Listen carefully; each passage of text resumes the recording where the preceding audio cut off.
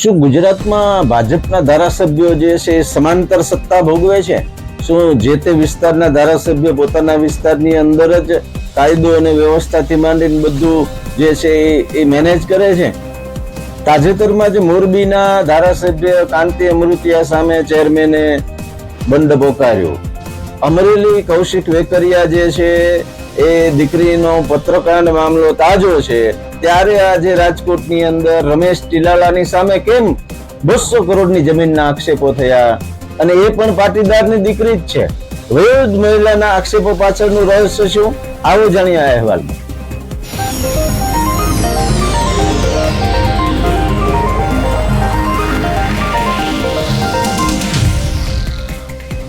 નમસ્કાર, evening પોસ્ટના digital page ઉપર હું છું આપની સાથે ફરી એકવાર કુમાર. મિત્રો, અમરેલીનો પત્રકાંડ તાજો છે. સમસ્ત પાટીદાર સમાજ ઉમટી પડ્યો છે.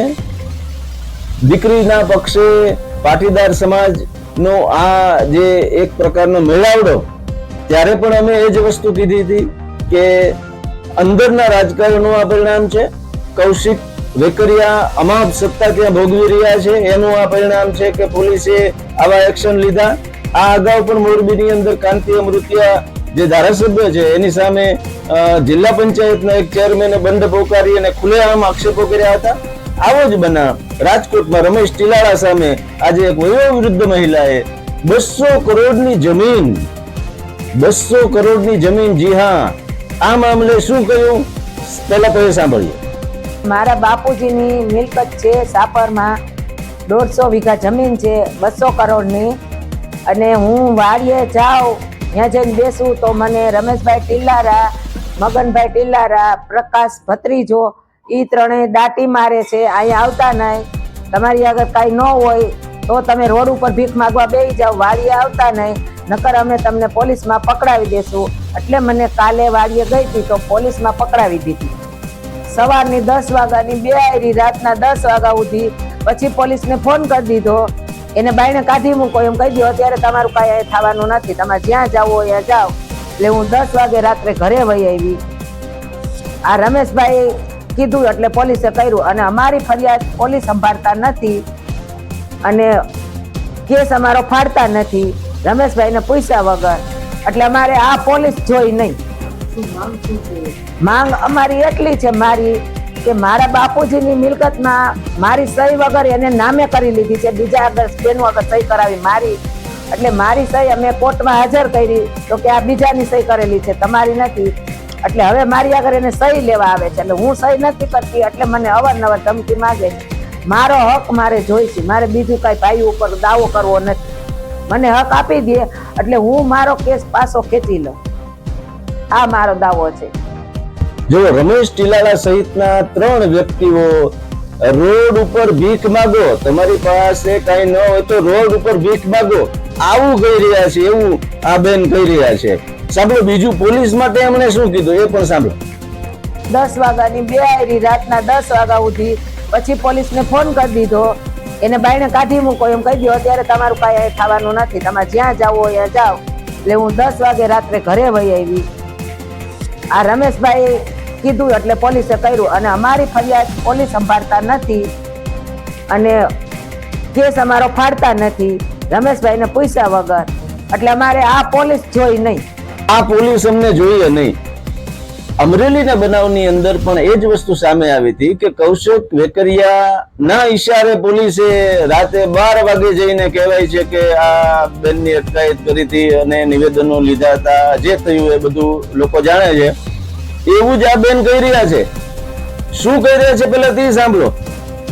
છે મારી કે મારા બાપુજીની મિલકતમાં મારી સહી વગર એને નામે કરી લીધી છે, બીજા આગળ બેનું આગળ સહી કરાવી મારી. એટલે મારી સહી અમે કોર્ટમાં હાજર કરી તો કે આ બીજાની સહી કરેલી છે, તમારી નથી. એટલે હવે મારી આગળ એને સહી લેવા આવે છે, એટલે હું સહી નથી કરતી. એટલે મને અવારનવાર ધમકી માગે છે. જો મિત્રો, સવારે 10 થી રાત્રિના 10 સુધી પોલીસ સ્ટેશનમાં બેસાડી રાખવામાં આવે છે, એવું બેનનું કહેવું છે. હવે પોલીસ તંત્ર એ સમજવાનું છે કે આ મહિલાને સવારે 10 થી રાતના 10 સુધી પોલીસ સ્ટેશનમાં બેસાડી રાખ્યા હતા કે કેમ. ત્યાંના સીસીટીવી સહિતના પુરાવો પોલીસે એકત્ર કરવા પડશે, કારણ કે આ વૃદ્ધ મહિલાએ આક્ષેપો લગાડ્યા છે.